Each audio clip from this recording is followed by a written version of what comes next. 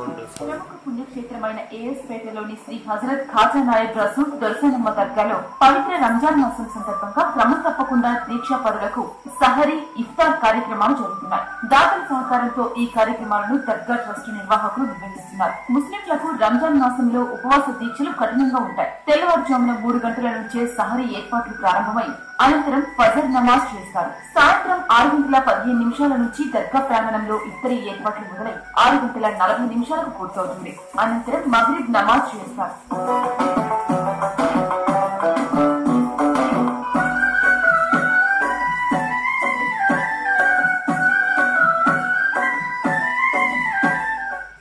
సూర్యోదయం నుంచి సూర్యాస్తమయం మధ్య కాలంలో కనీసం మంచినీరు తాగకుండా అల్లా నామకరణలతో ముస్లిం సోదరులు ఉపవాస దీక్షలు నిర్వహిస్తారు. ఏఎస్పేట దర్గాకు రాష్ట్రంలోని ఇతర జిల్లాలతో పాటు తెలంగాణ, కర్ణాటక, చెన్నై రాష్ట్రాలకు చెందిన భక్తులు రావడం ఆనవాయితీ. ఈ పవిత్ర నెలలో భక్తిపూర్వకంగా ఉపవాసాలు చేసే దూర ప్రాంత భక్తులకు సహరీ ఇఫ్తార్ దొరకడం కష్టం. అయితే దర్గా ట్రస్ట్ బోర్డు సభ్యులతో ముతవల్లి సజ్జదా, నషీర్ షా, గులాం నక్షాబాన్, హఫీజ్ పాషా సమావేశం నిర్వహించి రంజాన్ నెలంతా దూర ప్రాంతాల నుంచి వచ్చే భక్తులకు సహరీ ఇఫ్తార్ విందు ఏర్పాటుకు ఆమోదం పొందారు.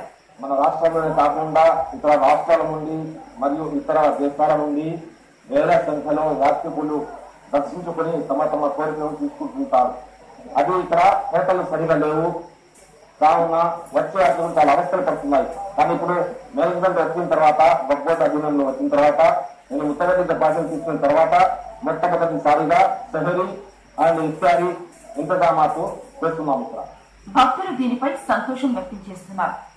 ఇఫ్తారీగా అన్ని పలహారాలు, అన్ని పండ్లు అన్ని మంచిగా పెడుతున్నారు. అన్ని బాగా అందరికి ఇఫ్తారీ పెడుతున్నారు. మళ్ళీ భోజనం కూడా తయారీ అక్కడ జరుగుతున్నది. ఇక్కడ అందరికి శైలిలో సాయంత్రం ఇఫ్తారీలో 2 పూటలా మంచిగా భోజనం, మంచిగా ఇఫ్తారీ అన్ని మంచిగా జరుగుతుంది.